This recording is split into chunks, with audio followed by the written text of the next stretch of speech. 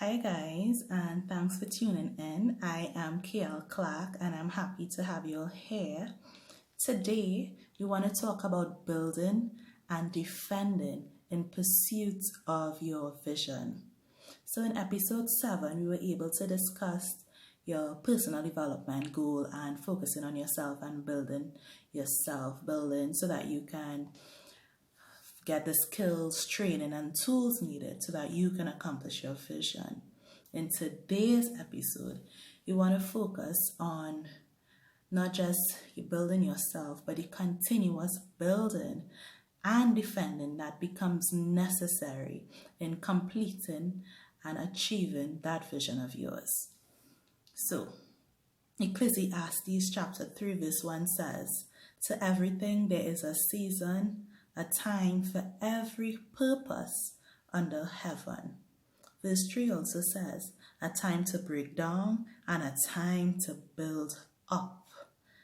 So we as children of God and as good stewards of vision, our vision that is written down, we ought to be discerning of the times and the seasons in our lives.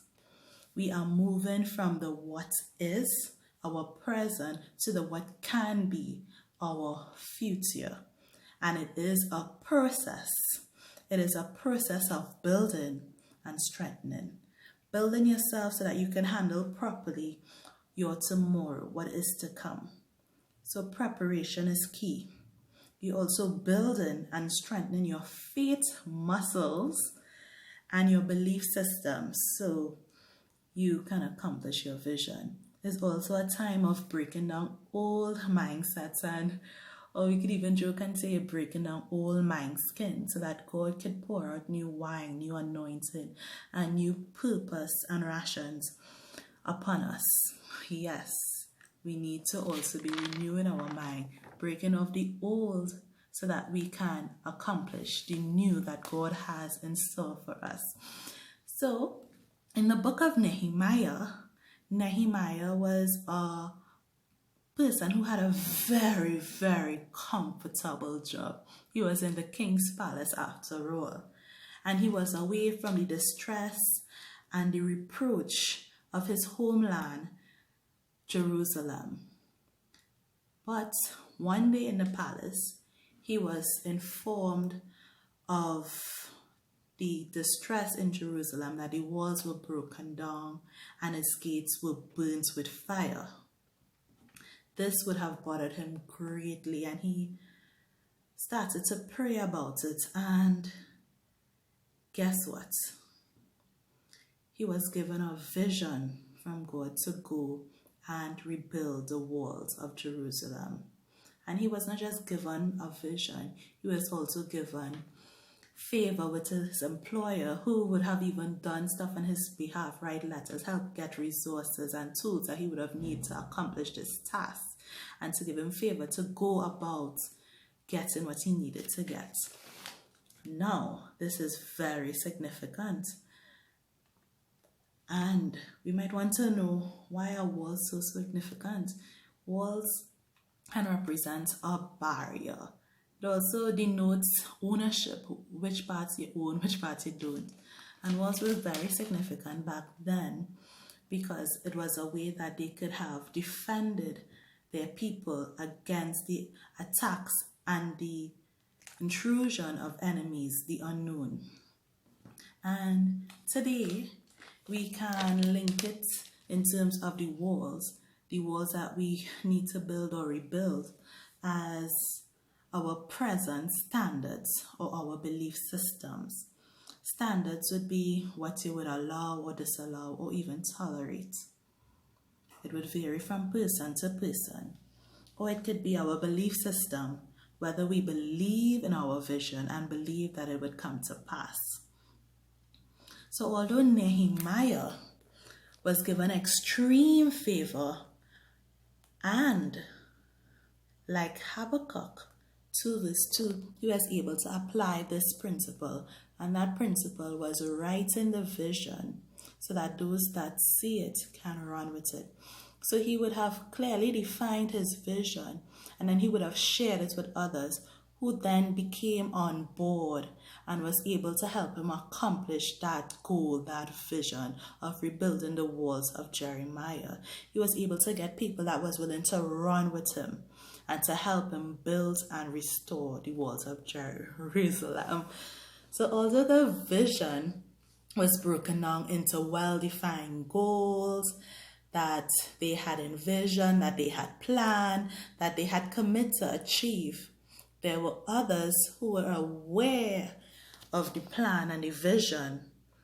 And these people, I would call them distractors. They were the Sanballat, the Tobiah, and the Geshem, who would have laughed at them and despised them and even mocked them. Hear this now, in Jeremiah chapter 2, verse 19, Tobiah and Sanballat and them were saying, "What is this thing that you are doing?" The mocking them like, "You can't do that, that's too big a task, you can't do that, you sir," whatever. But Nehemiah and the people on board with his vision were able to ignore them, and not only ignore them, affirm themselves in God's promises to them. Nehemiah chapter 2 verse 20a reads, "So I answered them and said, the God of heaven himself will prosper us. Therefore his servants, we his servants, will arise and build." And build they did.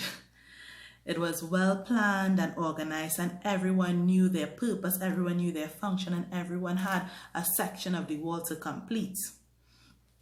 Then, in Nehemiah chapter 4, when Sanballat and Tobias and the others find out, but the vision working, the building, guess what? Anger stirred up within them, and they were so angry that they came together and conspired against them. They conspired to attack Jerusalem and to create confusion, aka plenty bacchanal. And guess what? While you are working towards your vision, while you are building your vision, while you are making progress on your vision, attacks will come. So expect them. But what we as children of God and being able to discern times and seasons, we are supposed to be wise, we are supposed to be vigilant, we're supposed to pray, we're supposed to keep a watch, be observant and know what is going around, not just in your camp but in your surroundings. And most importantly, don't get distracted and keep on building. There comes a time when you would have to be intentional, not only to build your vision, but to defend your vision, just like Nehemiah and his people did. Nehemiah chapter 4 verse 18 reads, "Every one of the builders had his swords girded at his side as he built. They also knew that God, Jehovah Gibor himself, would have fight for them." And that's important for us to know, that God will fight for us. His battle, he will fight for us. So Nehemiah and the people of Jerusalem, they continued to build, they continued working, and they continued to guard, protect, and defend day and night until the wall, the vision, was completed. Yes.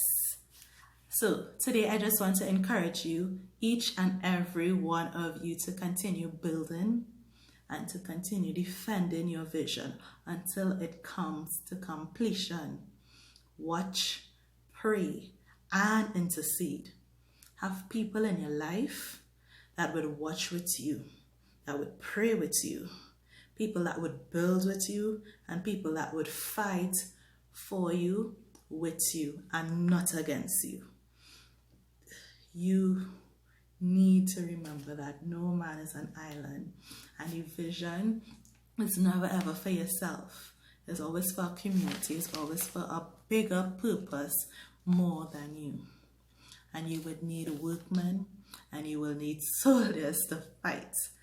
So be prepared and be alert.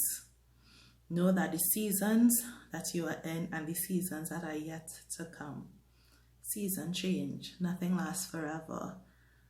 Seasons might change in your family life, your career, your purpose, your health, and even in the economy. But we should be like the sons of Issachar, knowing the season. So connect and stay connected with God and heaven. You need fresh and daily intel from God so that you can be efficient and effective in accomplishing your vision and your goals for your life. So get the right associations, remove the fear, doubt, and disbelief. Have a great day, guys. Remember to build and defend.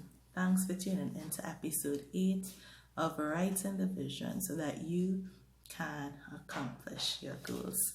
Take care.